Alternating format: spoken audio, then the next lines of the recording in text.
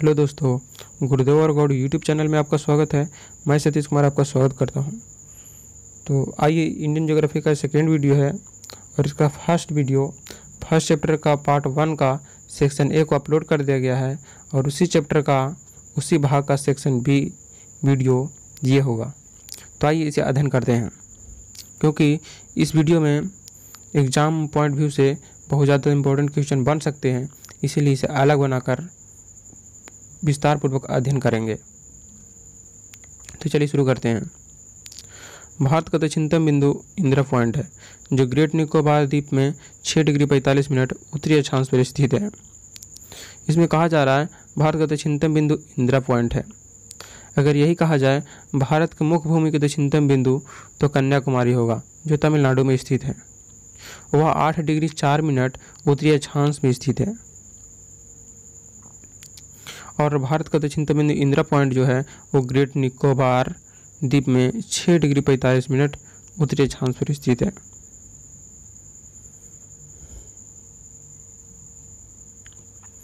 पहले इसका नाम पिग्मेनियन पॉइंट था और इसे ही पहले पार्सन पॉइंट के नाम से जाना जाता था। और यह भूमध्य रेखा से 876 किलोमीटर दूर है, यानी 678 876 किलोमीटर दूर है। किससे? 0 डिग्री से, भूमध्य रेखा से इंदिरा पॉइंट के बीच की दूरी 876 किलोमीटर है। 2004 में हिंद महासागर क्षेत्र में भूकंप से उत्पन्न हुई सुनामी के कारण इंदिरा पॉइंट का भाग समुद्र में डूब गया, यह जलमग्न हो गया था 2004 में भूकंप की वजह से। इंदिरा पॉइंट और इंडोनेशिया के बीच ग्रेट चैनल स्थित है। तो इसे मैप के द्वारा भी देखेंगे तो इतना समझ ले कि इंदिरा पॉइंट और इंडोनेशिया के बीच ग्रेट चैनल स्थित है। और भारत की मुख्य भूमि की सबसे दक्षिणतम बिंदु कन्याकुमारी है। इससे पहले ही बताएं, जैसे कि भारत की मुख्य भूमि की सबसे दक्षिणतम बिंदु कन्याकुमारी है, जो 8 डिग्री 4 मिनट उत्तरी अक्षांश तमिलनाडु में पड़ता है और तमिलनाडु में स्थित है।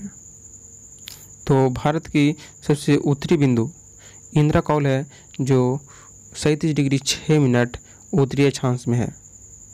और सबसे पश्चिमी बिंदु गौरमोता या गुहार मोती, जो 68 डिग्री 7 मिनट पूर्वी देशांतर में स्थित है। तथा सबसे पूर्वी बिंदु किबिथु अरुणाचल प्रदेश में, जो 97 डिग्री 25 मिनट पूर्वी देशांतर में स्थित है।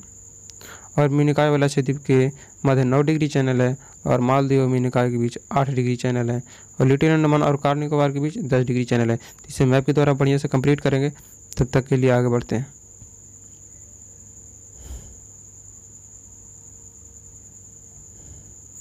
इस मानचित्र की मदद से हम 2 द्वीप समूहों का अध्ययन करेंगे, जिसमें पहला है अंडमान और निकोबार द्वीप समूह, जो बंगाल की खाड़ी में स्थित है, और दूसरा है लक्षद्वीप समूह, जो अरब सागर में स्थित है। तो भारत के अंडमान और निकोबार द्वीप समूह से पहले हम म्यांमार के 2 द्वीपों को जानेंगे। तो पश्चिम बंगाल से जुड़ा हुआ देश है म्यांमार, और म्यांमार में एक नदी बहती है जिसका मुहाना इस तरफ है। इस नदी का नाम है इरावदी नदी। और इरावदी नदी के ठीक मुहानों के आगे एक द्वीप है जिसे प्रीपेरिस द्वीप के नाम से जाना जाता है। यह म्यांमार का द्वीप है। और दूसरा है म्यांमार का ग्रेट कोको द्वीप, ये भी म्यांमार का है। उसके बाद भारत के अंडमान और निकोबार द्वीप समूह को अध्ययन करेंगे। तो भारत के अंडमान और निकोबार द्वीप समूह में लगभग छोटे बड़े द्वीपों को मिलाकर 572 द्वीपों की संख्या है, जिसमें इम्पोर्टेंट द्वीपों को हम पढ़ेंगे। तो अंडमान द्वीप पहला बांटा गया और ये है निकोबार द्वीप। तो पहले हम अंडमान द्वीप को पढ़ लें। तो अंडमान द्वीप का पहला द्वीप है। अंडमान द्वीप का सबसे उत्तरी हिस्से में यह द्वीप है, जिसे लैंडफॉल द्वीप कहा जाता है, या अंडमान द्वीप का पहला द्वीप प्रथम द्वीप जो है शुरुआत होता है जो लैंडफॉल द्वीप से स्टार्ट होता है। तो लैंडफॉल द्वीप और म्यांमार का कोको द्वीप के बीच एक कोको चैनल है, तो इसे भी याद रखेंगे। और अंडमान द्वीप को 4 भागों में बांटा गया है। पहला है उत्तरी अंडमान, दूसरा है मध्य अंडमान, तीसरा है दक्षिणी अंडमान और चौथा है लिटिल अंडमान। तो अंडमान और निकोबार द्वीप समूह की राजधानी है पोर्ट ब्लेयर, इसे भी याद रखेंगे। और सबसे बड़ा अंडमान है मध्य अंडमान।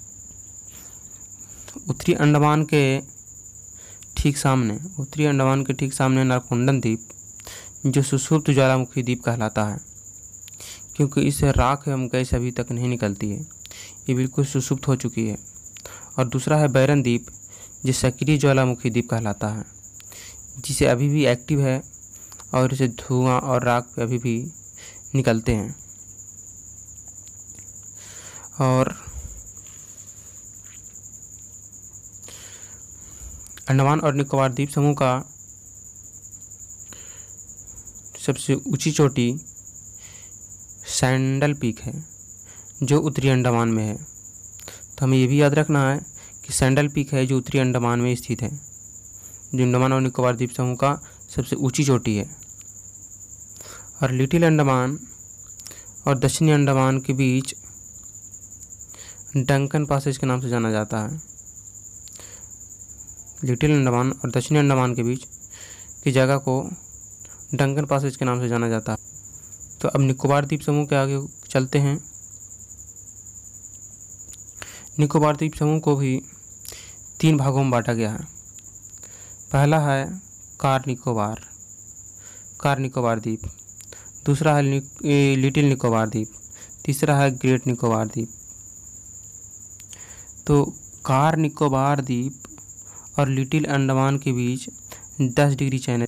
कार निकोबार द्वीप और लिटिल निकोबार द्वीप के बीच एक सोमब्रेरो चैनल है, इसके बीच में सोमब्रेरो चैनल है।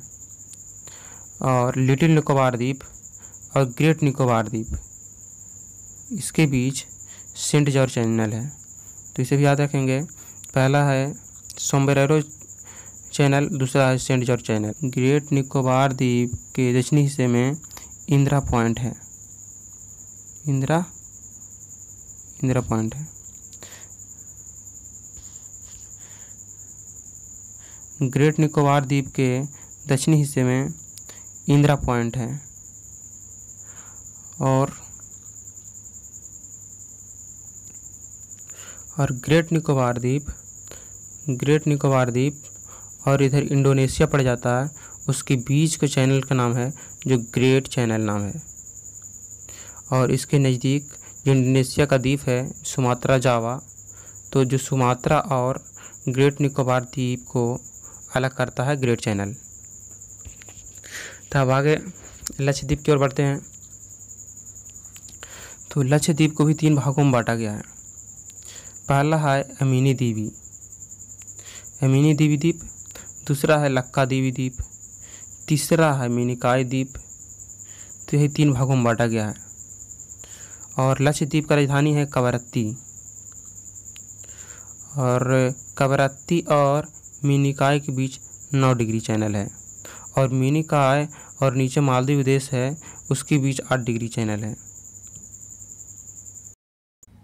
नेक्स्ट टॉपिक है हिंद महासागर का महत्व, अर्थात हिंद महासागर का इसका क्या महत्व है उसके बारे में थोड़ा जान लें। आइए इसे जानते हैं। भारत हिंद महासागर में केंद्र स्थिति रखता है। इसे ऐसा कहा गया है, भारत हिंद महासागर के शीर्ष में केंद्र स्थिति रखता है तथा यह एकमात्र देश है जिसके नाम पर किसी महासागर का नाम पड़ा है। तो आइए इसको थोड़ा विस्तार से समझ लें कि भारत है जो हिंद महासागर के शीर्ष में केंद्र स्थिति कैसे रखता है। तो ये मैप के द्वारा थोड़ा समझ लेते हैं। ये भारत का दक्षिणी हिस्सा है और ये अरब सागर और बंगाल की खाड़ी, और ये इस तरफ नीचे हिंद महासागर फैला हुआ है। और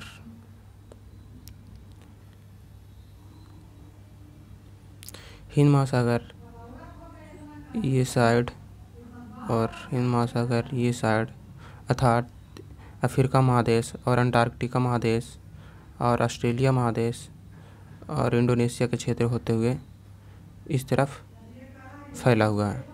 तो आप देख रहे होंगे ये हिंद महासागर है और हिंद महासागर के ठीक शीर्ष में और मध्य में स्थित है कौन? तो भारत या हिंदुस्तान।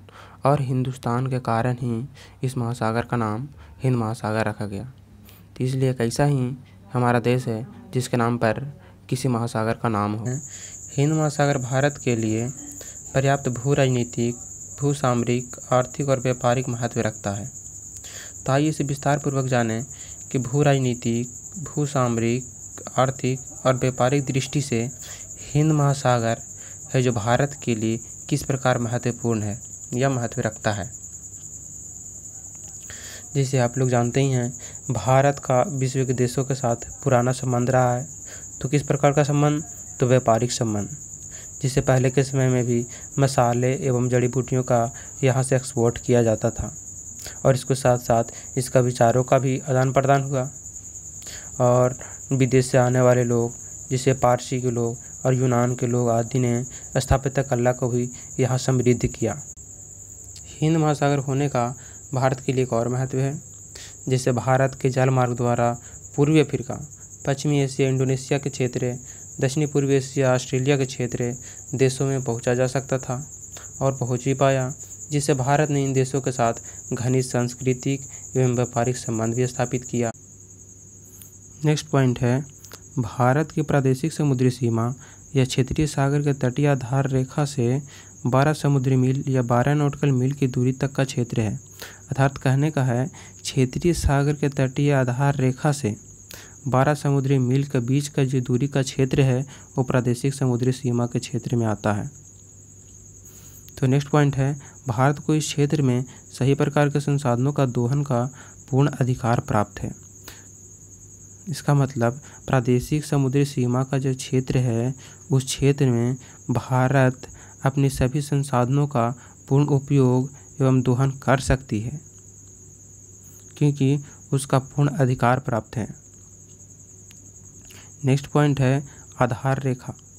वस्तुतः टेढ़े मेढ़े तट को मिलाने वाली कल्पित सीधी रेखा को आधार रेखा कहा गया। जैसे कि भारत का ये समुद्री तट सीमा अगर देखें तो इस तरह से काल्पनिक सीधी रेखा जो मिलाने वाली है ये आधार रेखा कहलाती है। आधार रेखा कहलाती है।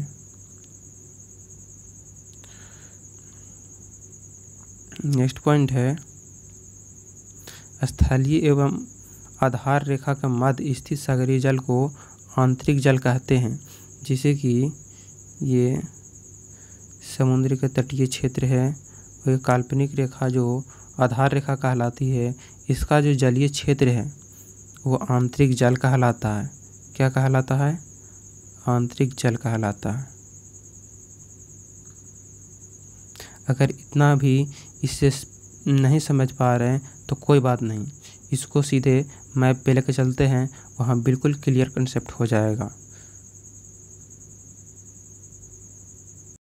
भारत के इस मानचित्र में इस पहली लाइन को और इधर से देखें तो इसकी पहली लाइन को स्थलीय सीमा तट कहा गया और इसके ठीक बाद वाली लाइन को जो डॉट लाइन से दिखाया गया है, स्थलीय सीमा तट के बाद वाली डॉट लाइन को सागर तट या आधार रेखा या कोस्टल बेस लाइन कहा गया।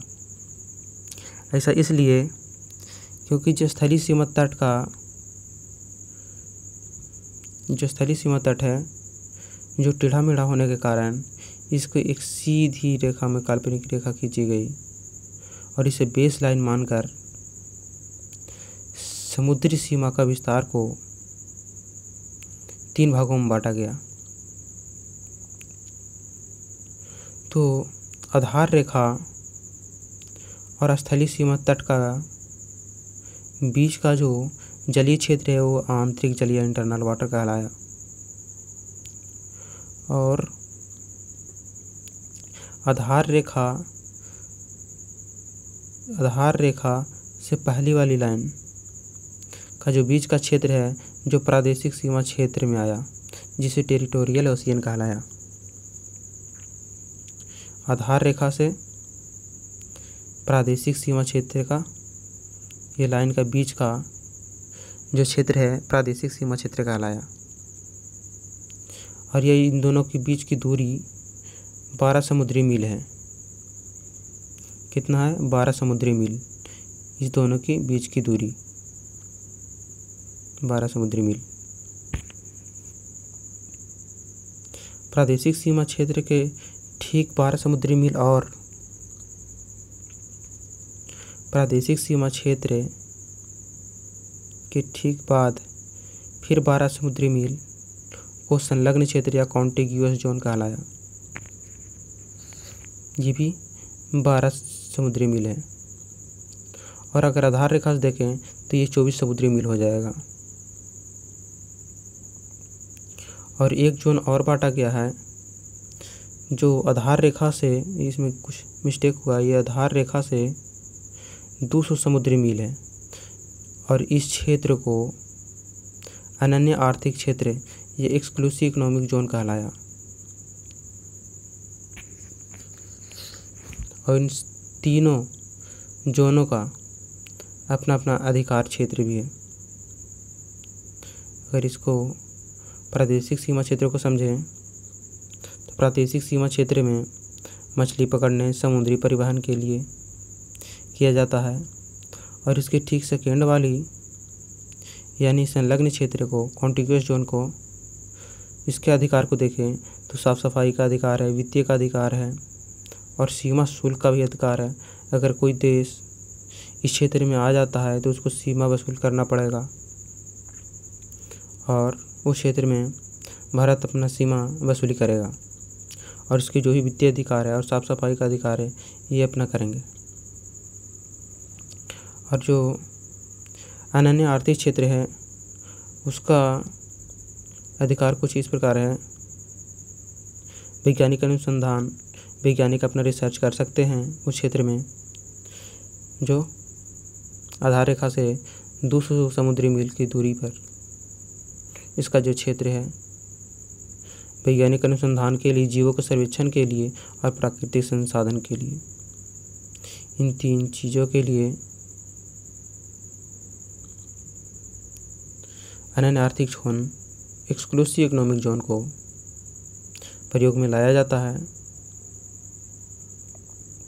और इसके ठीक बाद वाले जो क्षेत्र हैं इसमें किसी एक राष्ट्र का अधिकार नहीं होता, बल्कि इसमें सभी राष्ट्र अपने अपने परिवहन या और किसी अपने परिवहन या किसी भी क्षेत्र में अपना काम कर सकते हैं। इसमें किसी एक देश का अधिकार नहीं होता। तो आधार रेखा से 200 समुद्री मील के आगे अगर बढ़ेंगे तो उसमें सभी राष्ट्रों का सेम अधिकार है।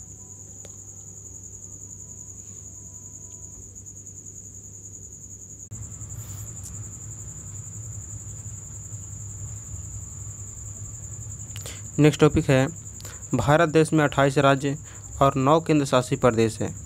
तो इस बुक में 9 केंद्र शासित प्रदेश दिया गया है जो वर्तमान समय में 9 केंद्र शासित प्रदेश नहीं है।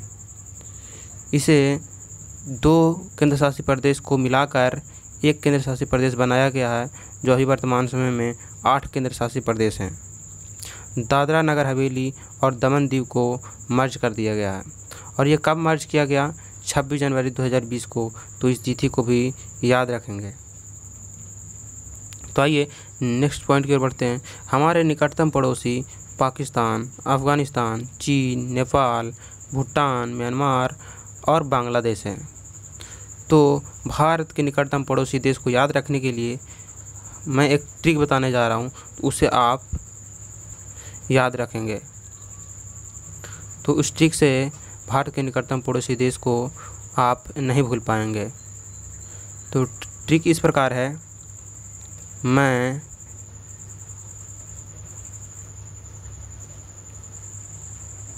बचपन में MBA करना चाहता हूँ साइलेंट है, और मैं साइलेंट है, और मैं भी साइलेंट है। तो जो इंग्लिश वाला वर्ड है इसी में भारत के निकटतम पड़ोसी देश का नाम छिपा हुआ है। तो आइए देख लें। BA से बांग्लादेश, CH से चीन, PA से पाकिस्तान, N से नेपाल हो गया, M से म्यांमार, B से भूटान और A से अफ़गानिस्तान। तो भारत के निकटतम पड़ोसी देश कितने हो गए? 1 2 3 4 5 6 7। तो भारत के निकटतम पड़ोसी देश 7 हो गए। तो इस ट्रिक के माध्यम से आप भारत के निकटतम पड़ोसी देशों को याद कर सकते हैं। तो आइए नेक्स्ट पॉइंट की ओर बढ़ते हैं। नेपाल व भूटान भारत व चीन के मध्य या अंतर्राष्ट्रीय राज्य या बफर स्टेट है। तो नेपाल व भूटान को बफर स्टेट क्यों कहलाया? तो आइए इसे जानते हैं। जब दो बड़े विरोधी देशों के बीच स्थित छोटा तटस्थ देश जो तट की स्थिति में है, जो दोनों सीमा को छूता हो, तो उस क्षेत्रीय के संघर्ष को रोकता हो, इसीलिए वो बफर स्टेट कहलाते हैं। तो इस तरह से कुछ भारत है और ये चाइना इस तरह से फैला हुआ है, और ये नेपाल और भूटान 2 देश हैं, छोटे छोटे 2 देश हैं जो चाइना और भारत के मध्य में स्थित है, इसीलिए इसे बफर स्टेट कहलाया। नेक्स्ट पॉइंट की ओर बढ़ते हैं। श्रीलंका भी भारत का पड़ोसी देश है, ना कि निकटतम पड़ोसी देश। यहाँ देख रहे होंगे निकटतम पड़ोसी देश अर्थात भारत की सीमा को छूने वाले ये सारे देश थे, लेकिन श्रीलंका है जो पड़ोसी देश है, ना कि उसकी सीमा को छू रही है। तो इसको पड़ोसी देश क्यों कहा गया? तो आइए इसे जानते हैं। जो हिंद महासागर में पाक जल संधि के द्वारा भारत के मुख्य भूमि से पृथक है। नीचे आप देख रहे होंगे हिंद महासागर है, वो पाक जल संधि के द्वारा भारत के मुख्य भूमि से अलग होता है। कौन? तो श्रीलंका। नेक्स्ट पॉइंट की ओर बढ़ते हैं। एडम्स ब्रिज, जिसे राम सेतु भी कहा गया है। एडम्स ब्रिज तमिलनाडु एवं श्रीलंका के मध्य स्थित है। श्रीलंका और तमिलनाडु के जो एडम्स ब्रिज बनाया गया है एक देश से दूसरे देश जाने के लिए, तो उसके मध्य में ही स्थित है। किसके मध्य में? तमिलनाडु। एडम्स ब्रिज कहाँ है? तमिलनाडु में।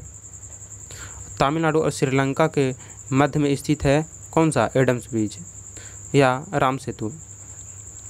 और पंबन द्वीप एडम्स ब्रिज का ही भाग है, और पंबन द्वीप भी है, वो भी तमिलनाडु में है, वो एडम्स ब्रिज का ही एक पार्ट है। तो उसे मैप में थोड़ा क्लियर करके देखेंगे कि कौन सा जगह कहाँ पे है, एडम्स ब्रिज कहाँ है, पंबन द्वीप कहाँ है, तो उसे आगे मैप में क्लियर करेंगे। तो आप इतना समझते चलें ताकि आगे समझने में कोई परेशानी नहीं होगी। और पंबन द्वीप पर ही रामेश्वरम स्थित है। रामेश्वरम मंदिर है, वो तमिलनाडु में है, वो पंबन द्वीप पर ही रामेश्वरम मंदिर स्थित है। तो वहाँ भी आपको दिखाएंगे मैप पे। और एडम्स ब्रिज के उत्तर में पाक की खाड़ी और दक्षिण में मन्नार की खाड़ी स्थित है। तो आइए अब मैप की ओर चलते हैं। तो मानचित्र की ओर ध्यान देंगे। ये जो क्षेत्र फैला हुआ है ये भारत का दक्षिणी हिस्से का क्षेत्र है, तमिलनाडु का क्षेत्र है, और भारत कुछ इस रास्ते से ऊपर तक फैला हुआ है। और ये मन्नार द्वीप से होते हुए जो श्रीलंका का क्षेत्र है यहाँ से अलग होता है। तो आप देख रहे होंगे उत्तर में ही भारत और दक्षिण में श्रीलंका, दोनों को अलग करने वाली जल संधि को पाक जल संधि कहलाता है। और पंबन द्वीप है जो तमिलनाडु के क्षेत्र में स्थित है, और ये तमिलनाडु का ही क्षेत्र है। तो पंबन द्वीप पर ही रामेश्वरम मंदिर है। और ये येलो कलर का दिख रहा है, ये रेलवे लाइन बिछाई गई है और इस क्षेत्र में भी मन्नार द्वीप में भी रेलवे लाइन बिछाई गई है और इसके ठीक बीच में आदम्स ब्रिज है या राम सेतु कहा जाता है और इसके क्षेत्र में समुद्री जहाज़ों से एक देश से दूसरे देश के व्यापार के लिए भी जाते हैं और मछुआरे लोग भी नौका परिवहन के लिए अपना प्रयोग करते हैं। तो आप जैसे कि देख पा रहे होंगे कि आदम्स ब्रिज के ठीक उत्तर साइड, आदम्स ब्रिज के उत्तर साइड पाक की खाड़ी है और इसकी ठीक दक्षिण साइड गल्फ ऑफ मन्नार यानी मन्नार की खाड़ी है। तो आपको इस फिगर में और इस मानचित्र में कंसेप्ट क्लियर हो चुका होगा। तो यह वीडियो यहीं पे समाप्त करते हैं और अगर वीडियो अच्छा लगा हो तो लाइक कीजिएगा और हमारे चैनल को सब्सक्राइब कीजिएगा। तब तक के लिए बाय बाय। जय हिंद, जय भारत।